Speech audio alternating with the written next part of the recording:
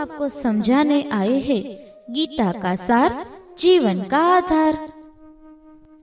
ओम शांति दीदी, आपका टॉपिक तो बहुत अच्छा है, लेकिन मुझे ये समझ में नहीं आता कि कुरुक्षेत्र के मैदान में विषाद में डूबे हुए अर्जुन को युद्ध के लिए तैयार करने हेतु श्री कृष्ण ने गीता का उपदेश दिया। अब हमें तो कोई युद्ध करना नहीं है, फिर हमें यह गीता का उपदेश सुनने की क्या आवश्यकता है दीदी? हे पार्थ, आज इस कलयुग के कर्म क्षेत्र में सिर्फ एक अर्जुन नहीं, हर मानव आत्मा रूपी अर्जुन मन में डिप्रेशन, शरीर में डिजीज और रिश्तों में डाइवोर्स की परिस्थिति में उलझा हुआ है। टेंशन से भरा हुआ मन सही समय पर योग्य निर्णय नहीं ले पा रहा है, इसलिए जीवन ही एक संग्राम बन गया है। ऐसे समय पर जीवन जीने की सही दिशा और मार्गदर्शन हमें इस सत्य गीता ज्ञान से ही मिलेगा। हाँ दीदी, आपकी बात तो राइट है कि आज जीवन ही संग्राम बन गया है। आजकल जो व्यक्ति बेचारा अच्छा कर्म करता है वह दुखी परेशान होता है, और जो बुरे कर्म कर रहा है वह बहुत खुश है, सुखी है और मौज से जी रहा है। क्या यही जीवन का सत्य है? हे केशव, तुम्हारे कहे अनुसार यदि फल प्रारब्ध ने अपनी मर्जी से देना है तो फिर प्राणी को कर्म करने की आवश्यकता ही क्या है? कर्म करने की आवश्यकता क्या है? ये जानने से पहले ये तो जान लो कि प्रारब्ध क्या है, प्रारब्ध कैसे बनती है। हे केशव, प्रारब्ध क्या है इसे जानने में क्या मुश्किल है? ये तो सीधी सी बात है कि जो भगवान की इच्छा है वही मनुष्य का प्रारब्ध होती है। नहीं अर्जुन, नहीं, यह धारणा सत्य नहीं है। क्यों सत्य नहीं है? क्योंकि मैं किसी के प्रारब्ध नहीं बनाता, ना मैं किसी प्राणी के कर्म अथवा कर्म फल के हिसाब में दखल देता हूं। इसलिए प्राणी की प्रारब्ध बनाने में मेरा कोई हाथ नहीं होता। फिर कौन बनाता है प्राणियों का प्रारब्ध?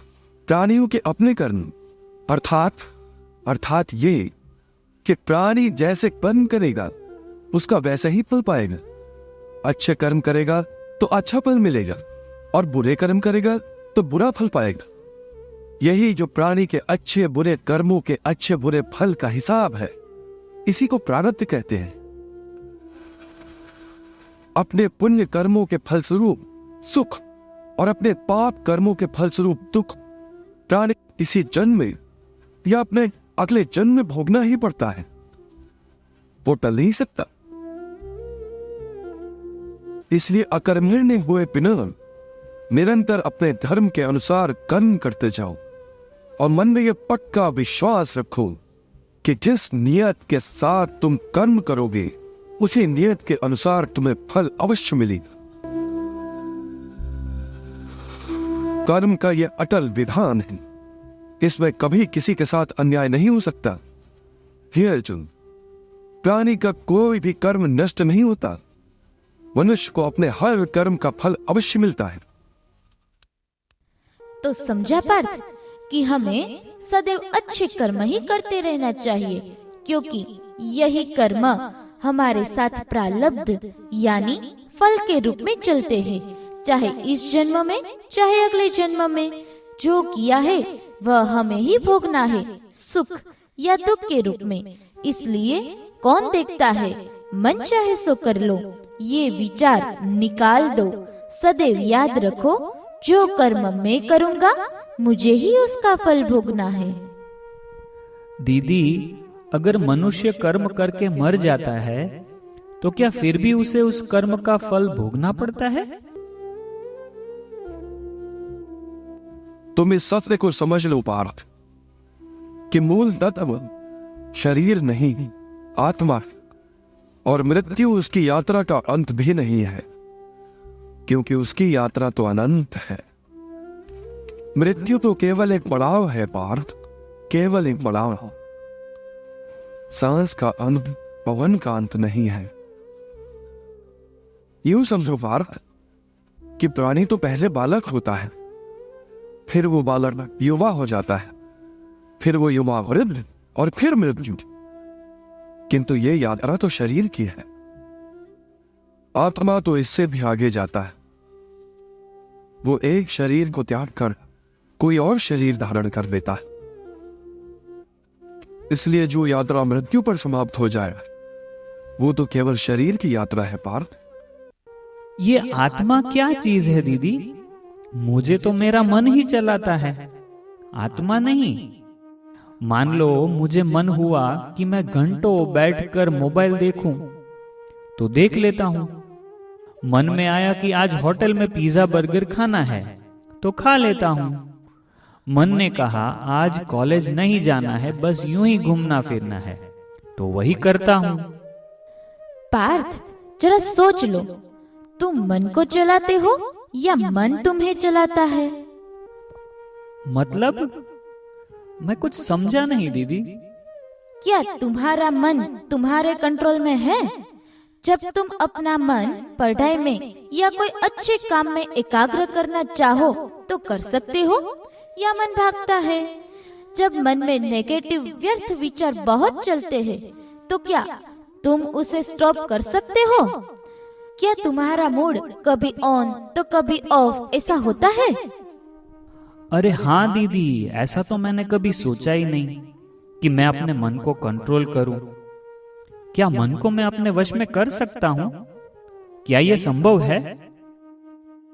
मने मनुष्याणाम कारण बंधन मोक्षेय, अर्थात यदि मन तुम्हारा स्वामी है और तुम उसके अधीन हो तो वो तुम्हें माया के बंधन में जकड़ता रहेगा, और जब तुम मन पर काबू पा लोगे और उसके स्वामी हो जाओगे तो वही मन तुम्हें मोक्ष के द्वार तक ले जाएगा। फिर मधुसूदन, ये कहना तो बहुत आसान है कि तुम मन पर काबू पा लो, मन के स्वामी बन जाओ, परंतु यही तो सबसे दुष्कर कार्य है।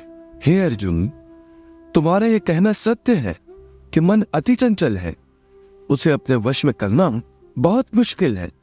मुश्किल है जनार्दन, असंभव है। नहीं अर्जुन, मुश्किल अवश्य है परंतु असंभव नहीं है। मुझे संपूर्ण साधने की एक ही शर्त है, मुझ में मन लगाए, मेरा ध्यान लगाए। इस संबंध में एक विचार और है, आपका ध्यान लगाते समय मन में केवल आप रहे और संसार का कोई विचार बाधा ना डाले। इसका कोई तरीका तो होगा? हाँ, एक आसान तरीका तो है, परंतु वो कोई विधि नहीं है बल्कि एक गुण है, एक योगिक कला है जिससे ध्यान लगाने में बड़ी सहायता होती है। वो आसान तरीका, वो योगिक कला क्या है मधुसूदन? सुनो अर्जुन, संसार के झमेलों से बचने के लिए मनुष्य एकांत में बैठकर मन को प्रभु के ध्यान में लगा, क्योंकि एकांत में मनुष्य अपने भीतर झांक सकता है। परंतु ध्यान लगाने के लिए अपने अंतर में झांकने की क्या आवश्यकता है? अर्जुन, तुम भूल रहे हो कि परमात्मा का अंश अर्थात आत्मा मनुष्य के भीतर ही वास करती है। इसी आत्मा से संपर्क ही प्रभु से मिलन का पहला चरण है। इसलिए हे अर्जुन, जो मुझसे मिलन चाहता है उसे सबसे पहले अपने अंतर में ही झांकना चाहिए, और यह तभी संभव हो सकता है जब मनुष्य का अपना शरीर उसके नियंत्रण में हो। यदि देह काबू में ना हो तो मनुष्य को ध्यान लगाने का उद्देश्य नहीं मिल पाएगा। हे योगेश्वर, ध्यान लगाने का अंतिम उद्देश्य क्या है? ध्यान योग का उद्देश्य परमात्मा से संपर्क करना होता है, परंतु इसके प्रथम चरण में मनुष्य को आत्मशुद्धि प्राप्त होती है, स्वच्छता मिलती है और ध्यान लगाने वाले का अंतर निर्मल हो जाता है। हे अर्जुन, जब तक मनुष्य अपने अंतर की शुद्धि नहीं कर लेता, परमात्मा से न तो संपर्क कर सकता है और न ही आत्मा परमात्मा में लीन हो सकती है। और यह भी समझ लो कि जब ध्यान लगाने का पहला उद्देश्य, क्योंकि अंतर शुद्धि है, इसलिए वो स्थान भी पवित्र होना चाहिए। जहाँ ध्यान लगाया जाता है। तो समझा पार्थ, मन को जीतने की कला है ध्यान अर्थात मेडिटेशन। मेडिटेशन? दीदी, क्या मैं इस उम्र में मेडिटेशन सीख सकता हूँ? और मुझे कौन सिखाएगा ऐसा मेडिटेशन? हाँ बिल्कुल पार्थ, आप भी मेडिटेशन सीख सकते हो। ब्रह्मा कुमारीज में स्वयं गीता ज्ञान दाता निराकार परमात्मा ने राजयोग मेडिटेशन की ऐसी सहज विधि सिखाई है जो हर कोई कर सकता है। इस राजयोग मेडिटेशन में सबसे पहले स्वयं को इस शरीर से भिन्न एक पॉइंट ऑफ लाइट ज्योतिर्बिंदु आत्मा समझे और मन ही मन परमात्मा से संबंध जोड़कर उससे बात करे और उसी के प्यार में समा जाए, खो जाए, एकाग्र हो जाए। यही है मेडिटेशन, जिससे मन को शांति, शक्ति और सुकून मिलता है।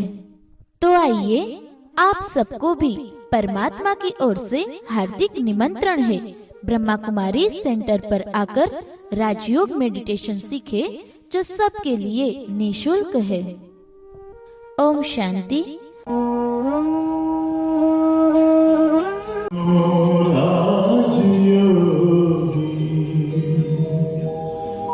मेरे प्यारों बनो राजयोगी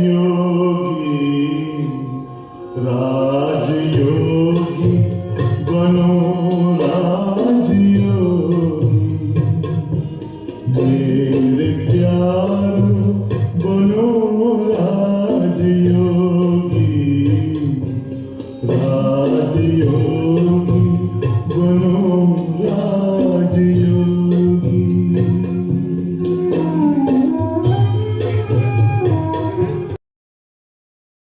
બધા એક વખત પ્રેમથી સ્માઇલ સાથે બોલશો ઓમ શાંતિ।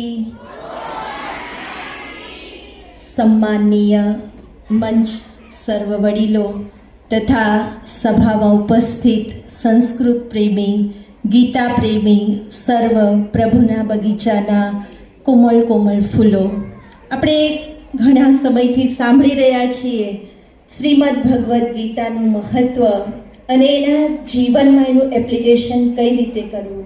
ખરેખર ખૂબ સુંદર વાતો આ મંચ પરથી આપણે સાંભળી રહ્યા છીએ। ત્યારે સ્વયં ગીતા જ્ઞાન દાતા પરમાત્માએ જે આપણને આ સત્ય ગીતા જ્ઞાન આપ્યું છે, એ ગીતા જ્ઞાન દાતાએ એક સુંદર વાત આપણને શીખવાડી છે। આપ સૌ જાણો છો કે ગીતાજીના 18 અધ્યાય છે, ખબર છે? 18 અધ્યાયના નામની પાછળનો છેલ્લો શબ્દ કયો આવે છે? કયો શબ્દ આવે છે? બોલો, યોગ। યોગ એટલે યોગ મતલબ શું? અર્જુનભાઈ ખૂબ સરસ ગીતા જ્ઞાનની ગહેરાઈથી આપણા જીવનમાં કઈ રીતે એનો ઉપયોગ કરવો એ બધી વાત સમજાવી, ખૂબ સરસ વાત છે। એ વાતને આપણે જીવનમાં ધારણ કરવા માટેની શક્તિ જે છે ને, એ શેનાથી મળશે આપણને? યોગથી, એટલે કે મેડિટેશનથી। Meditation means connection. કોની સાથે કનેક્શન? જેમ આપણે કહીએ ને, સારા વ્યક્તિ સાથે સંગ કરીએ તો આપણે પણ સારા બનીએ। જેવો સંગ એવો રંગ। અર્જુનના મિત્ર કોણ? બોલો, અર્જુનના મિત્ર શ્રી કૃષ્ણ। અને એવો સંગ એમણે કર્યો ત્યારે એ યુદ્ધને જીતી શક્યા। એમ બાળકો, આપણે પણ જો સર્વશક્તિવાન પરમાત્મા સાથે આપણા મનનું કનેક્શન જોડીએ ને, ત્યારે આપણે આપણા જીવનના દરેક યુદ્ધને જીતી શકીએ। કુરુક્ષેત્ર અર્થાત કર્મ ક્ષેત્ર। આપણે બધા જ આપણું કર્મ કરી રહ્યા છીએ। તમે શિક્ષા લઈ રહ્યા છો, ભણવાનું કાર્ય કરી રહ્યા છો। દરેક વ્યક્તિ પોતાના કર્મ ક્ષેત્રમાં છે અને કર્મ ક્ષેત્રમાં જે પરિસ્થિતિઓ અને પરીક્ષાઓ આવે છે, એમાં કેમ જીતવું એના માટેનું જે શક્તિ છે એ આપણને ક્યાંથી મળશે? એ મેડિટેશનથી। જ્યારે આપણે સ્વયંને સર્વશક્તિવાન પરમાત્મા સાથે જોડીશું અને પરમાત્મા સાથે ફ્રેન્ડશિપ કરીશું, પરમાત્માને ખૂબ પ્યારથી યાદ કરીશું એની સાથે વાત કરીશું ત્યારે ઓટોમેટિક એની બધી જ શક્તિઓ આપણી અંદર આવી જશે. ઘણાને અઘરું લાગે મેડિટેશનમાં શું કરવું, કેમ કરવું, તો આજકાલનું બહુ સિમ્પલ ઉદાહરણ છે કે તમે બધાએ ફોનમાં વાઈફાઈ ઓન કર્યું છે? કોણે કોણે કર્યું છે? હાથ ઊંચો કરો. વાઈફાઈ ઓન કરો તો શું થાય? હા, ડેટા ડાઉનલોડ થાય ને. તમારા મોબાઈલમાં નેટવર્ક કનેક્શન આપે છે જેથી તમે જે ધારો તે કરી શકો છો. એમ પરમાત્મા છે ને એ સુપર પાવર છે, એ સુપ્રીમ વાઈફાઈ છે. આપણે શું કરવાનું છે? આપણું કનેક્શન, આપણા મનનું કનેક્શન પરમાત્મા સાથે જોડી દઈએ તો પરમાત્માના ડેટા છે ને એ આપણી અંદર ડાઉનલોડ થાય. પરમાત્મા પાસે શું છે? શું છે બોલો? શાંતિ છે. કોને કોને શાંતિ જોઈએ છે? હાથ ઊંચો કરો. વાહ, વેરી ગુડ. સ્ટેજ ઉપર બેઠેલાને? હા, બધાને જોઈએ છે. ક્યાંથી મળશે શાંતિ? પરમાત્મા પાસેથી. પરમાત્મા સાથે આપણી બુદ્ધિનો તાર જોડી દઈએ, ઓટોમેટિક એનામાંથી આપણી અંદર એ શાંતિ, શક્તિ, ખુશી, આનંદ, પ્રેમ, આ સર્વ ગુણો આપણી અંદર આવશે અને એ પરમાત્માની શક્તિઓથી આપણે આપણા જીવનરૂપી સંગ્રામને આપણે ધારેલી મંજિલ પર અવશ્ય પહોંચી શકશું. આ જ ગીતાનો સાર છે.